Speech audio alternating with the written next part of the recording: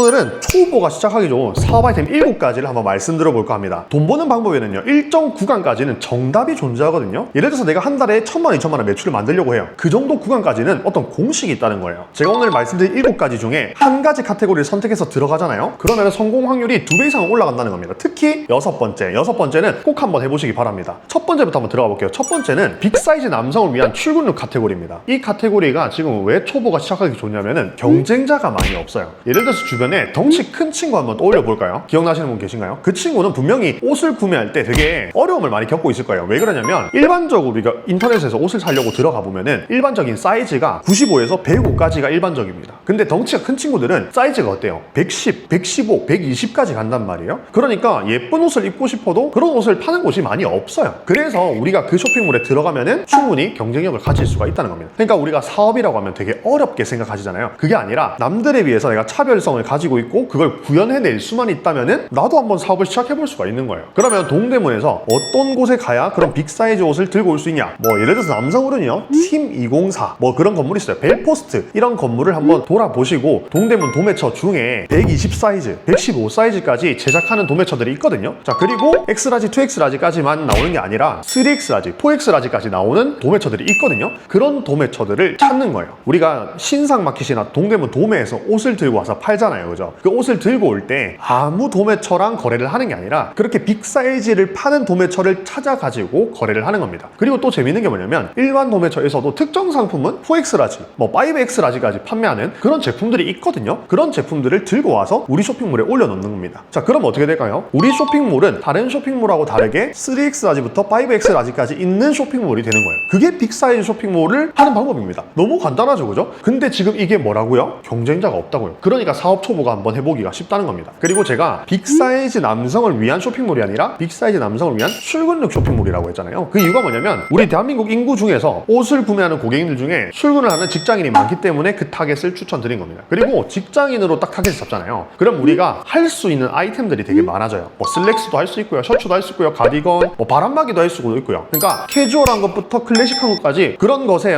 구애받지 않고 여러 가지 다양한 제품을 할 수가 있다는 거예요. 우리가 차별성을 가지면서 판매할 수 있는 아이템이 많기 때문에 훨씬 더 경쟁력이 있고 우리가 그런 카테고리에 들어갔을 때 일반 카테고리에 들어간 것보다 훨씬 더 성공 확률을 올릴 수가 있다는 겁니다. 정말 재밌죠, 그죠? 자, 그리고 두 번째 한번 가볼게요. 두 번째는 운동하는 남성을 위한 데일리룩 쇼핑몰입니다. 자, 요거는 왜 사업 초보가 진입해보기 좋냐면은 옛날에 비해서 지금은요, 헬스를 다니는 남성분들의 숫자가 훨씬 더 늘어났어요. 예를 들어서 옛날에 2000년대 초반 이럴 때 보면은 미의 기준이 어떤 슬림함이었어요. 잘 나가는 유명 연예인들 보면은 다 슬림한 몸매를 가지고 남성, 여성 할 거 없이 그리고 스키니진을 입고 막 그렇게 했었잖아요. 그런데 2020년도 이후로부터는 어떻게 됐어요? 헬스하는 남성, 건장한 남성, 이런 건장한 모습이 미의 기준이 됐다고요. 그러면서 헬스를 다니는 남성들이 굉장히 많이 늘어나는데요. 이 사람들을 위한 쇼핑몰을 만드는 겁니다. 자, 여기서 정말 재밌는 게 있어요. 뭐냐면 헬스를 열심히 해서 몸이 큰 남성분들은 일반적인 동대문 의류, 일반적인 보세 의류는 본인 사이즈에 맞지 않다고 생각을 합니다. 근데 사실 그렇지 않거든요. 아까 전에 첫 번째 케이스가 빅사이즈 남성이었잖아요. 그런 식으로 옷이 큰 옷들이 많이 나온단 말이에요. 그리고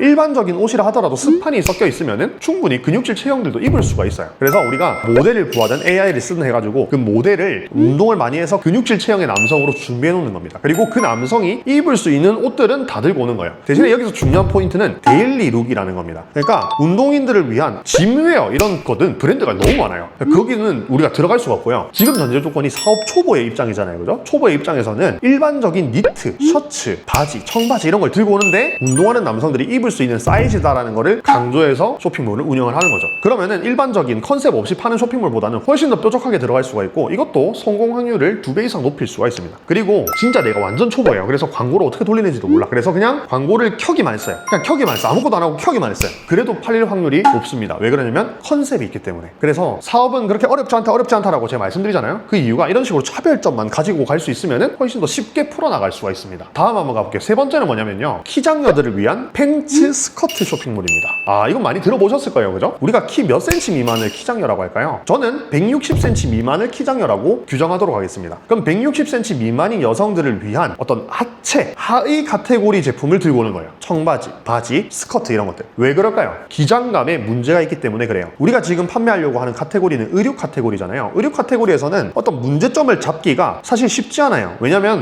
일반적인 티셔츠, 일반적인 청바지는 어떤 기능성으로 나온 게 아니기 때문에 좀 힘들거든요. 그렇게 했을 때 문제를 잡을 수 있는 게 뭐다? 체형적인 부분들. 이런 부분들을 잡아서 뾰족하게 상세 페이지 만들고 상품을 들고 올 수가 있어요. 근데 사실 상세 페이지 상품 뭐 이런 거 몰라도 되고요. 그냥 키장녀들을 위한 쇼핑몰로 들어가면은 확률이 높다. 이 정도만 이해를 하셔도 충분합니다. 예를 들어서 이런 겁니다. 우리가 동대문에 의류 쇼핑몰을 한번 해보려고 나갔어요. 그럼 어떤 상품 팔아야 되지 고민될 거 아닙니까? 그죠? 그때 나는 키장녀를 위한 쇼핑몰을 만들 거야. 이 정도 생각만 있어도 바지를 들고 올 때 기장을 확인할 거예요. 그러면 일반적인 기장은 뭐 100cm 정도가 되는데 키장녀를 위한 팬츠들의 기장은 얼마나 돼야 될까요? 한 95, 92, 90? 뭐 이 정도 돼야 되겠죠. 그죠? 그러면 그 기장에 맞는 제품들만 들고 오는 겁니다. 실제로 지금 동대문 도매처에는요. 기장을 숏, 기본, 롱 이래가지고 기장별로 사이즈를 내는 도매처들도 있거든요. 그런 도매처들을 눈에 불을 켜고 찾아가지고 들고 오는 겁니다. 그리고 요즘 경기가 어렵기 때문에 막 10장, 20장 사야 된다고 생각하시잖아요. 그렇지 않아요. 한 장, 두 장. 그냥 한 장 달라고 해보세요. 일반 쇼핑몰에서 옷 사는 것처럼. 근데 만약에 한 장이 안 된대요. 그럼 두 장 사시면 돼요. 두 장 산다고 해서 나를 안 좋게 보거나 그런 거 없거든요. 그냥 두 장 들고 와서 내가 입고 촬영하거나 AI를 입고 돌리거나 해서 상품 등록을 한번 해보는 거예요. 그렇게 시작만 해도요. 절반은 끝난 겁니다. 자, 이게 세 번째였고요. 네 번째도 키장녀 타겟인데 여기는 좀 다른 게 뭐냐면 키장녀를 위한 출근룩 쇼핑몰입니다. 우리가 출근룩 하면은 여러 가지 카테고리를 다 다룰 수 있다고 했잖아요. 뭐 슬랙스, 바지, 청바지, 니트, 가디건, 셔츠 엄청나게 많이 다룰 수 있는데 누구를 위한 거라고요? 키장녀를 위한 제품이라고요. 이런 식으로 컨셉을 잡고 들어가면은 일반 셔츠를 들고 온다 하더라도 크롭한 기장감의 셔츠를 들고 와야 되는 거고요. 그죠? 가디건을 들고 온다 하더라도 크롭한 기장의 가디건을 들고 오는 거예요. 우리 막 브랜딩 기획, 컨셉 이렇게 어렵게 추상적으로 생각하면은 더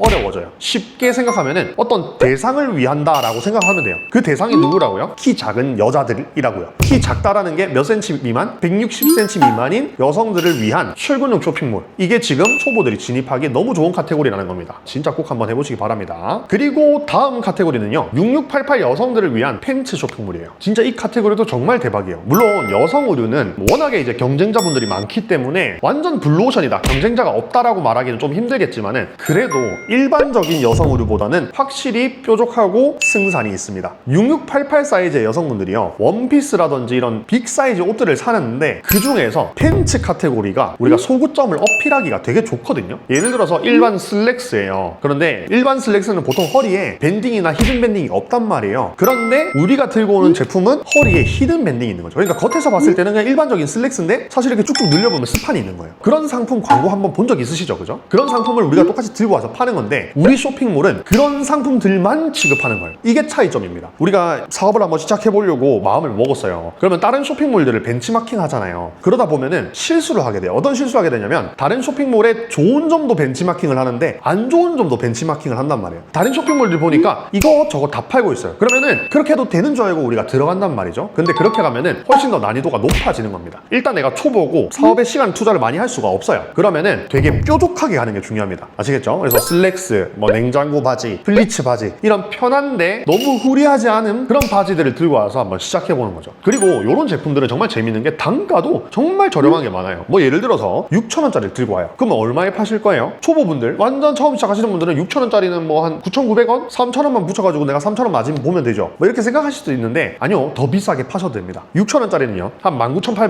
그러니까 한 2만원 정도에 팔면 되고요. 그거를 1+1 하면 얼마가 돼요? 12,000원이 되죠. 12,000원짜리를 29,800원에 파는 것도 가능해요. 그럼 하나 팔면 얼마씩 남을까요? 10,000원 이상씩 무조건 남겠죠. 그런 식으로 돈을 벌어 가는 겁니다. 처음부터 와 대박 나려고 하지 마세요. 그냥 하루에 10개씩은 무조건 판다. 하루에 10만원씩만 벌어도 한 달이면 300만원이에요. 그러니까 많이 팔려고 하지 마세요. 내가 하루에 딱 10개 먼저 판다. 10개 파는 거 클리어 됐어. 그러면은 30개 판다. 50개 판다. 이런 식으로 가면은 사업을 계속 확장시켜 나갈 수가 있는 겁니다. 자, 그리고 다음 6번째 카테고리는요. 러너 입문자들을 위한 러닝템 플러스 이지웨어 쇼핑몰입니다. 와, 여기도 정말 지금 수요가 엄청난데 경쟁자가 없어요. 왜 그럴까요? 대부분의 사람들은 러너를 위한 기능성 제품은 어떤 브랜드를 시작해야 된다라고 착각하거든요. 그러니까 내가 거창하게 내 로고를 만들고 내 로고를 박아 넣은 어떤 기능성 있는 제품을 판매를 해야 된다고 착각하기 때문에 경쟁자가 많이 없어요. 정말 재밌죠? 자, 그런데 현실은요, 그렇지 않습니다. 러너 입문자들을 위한 러닝템 그리고 이지웨어 쇼핑몰에서는 어떤 걸 팔면 되냐면요, 우리가 일반 동대문에서 판매하는 제품들 중에 기능성이 섞인 제품을 들고 와서 판매하면 되는 겁니다. 겁니다. 이거 정말 꿀팁인데요. 뭐냐면 여름이 되면 동대문 도매처에서 면티도 내지만은 기능성 원단, 기능성 제품, 그리고 쿨링 제품의 티셔츠들을 많이 신상을 낸단 말이에요. 그러면 일반적인 쇼핑몰들, 일반적인 남성 의류나 여성 의류 제품들은 그런 것들을 들고 와서 그냥 뭐 시원해요, 가벼워요, 저렴해요 이런 식으로 판단 말이에요. 근데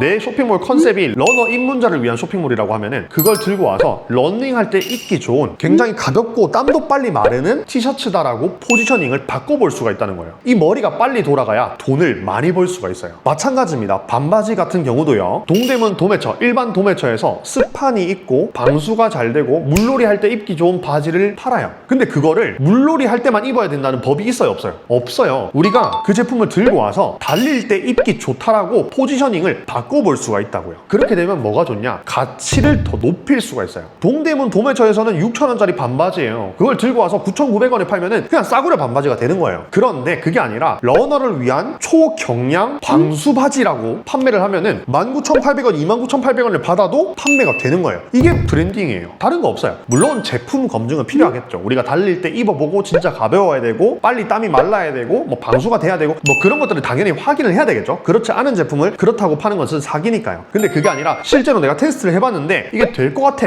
그럼 그 제품을 들고 와서 판매를 하면 되는 겁니다. 그럼 남들이랑 경쟁하지 않고도 마진을 3배, 4배 붙여서 판매를 할 수가 있어요. 지금 실제로 고수분들은 다 이런 식으로 해서 판매를 하고 있습니다. 그리고 또 재미있는 게 이쪽 카테고리는 중국 사입할 수 있는 제품들이 정말 많아요. 예를 들어서 우리가 달릴 때 필요한 액세서리들 있죠. 뭐 예를 들어서 트레일 러닝 조끼라든지 헤어밴드라든지 싱글렛이라든지 뭐 그런 것들 많이 있거든요. 그런 제품들이 중국에서 정말 저렴해요. 뭐 한 3,000원, 4,000원이면 들고 오거든요. 그럼 3,000원, 4,000원짜리 들고 와서 얼마에 파냐? 3만 원에 파는 거예요. 10배 뛰기를 하는 겁니다. 10배 뛰기를. 그게 지금 가능한 시장이 이 러닝 시장이에요. 이 러닝 시장은 한 2년 전부터 계속해서 수요가 올라오고 있습니다. 그러니까 지금 이 시장 무조건 들어가야 되고 초보가 시작하기에 너무 좋은 시장입니다. 자, 마지막 카테고리는요. 워킹맘을 위한 출근룩 쇼핑몰입니다. 이 카테고리는 다른 출근룩 쇼핑몰보다 조금 더 뭐라 해야 될까 격식 있는 그런 제품들을 들고 와서 판매를 하는 거죠. 대신에 가격이 저렴해야 됩니다. 그게 이 카테고리의 컨셉이에요. 우리 30, 40대 여성분들 인터넷에서 옷 많이 안 살 것 같죠? 근데 정말 많이 삽니다. 그리고 쉽게 사요. 왜? 경제력이 있으니까. 그래서 우리가 쇼핑몰 시작할 때 그냥 이것저것 들고 와서 다 판매하는 게 아니라 이 30,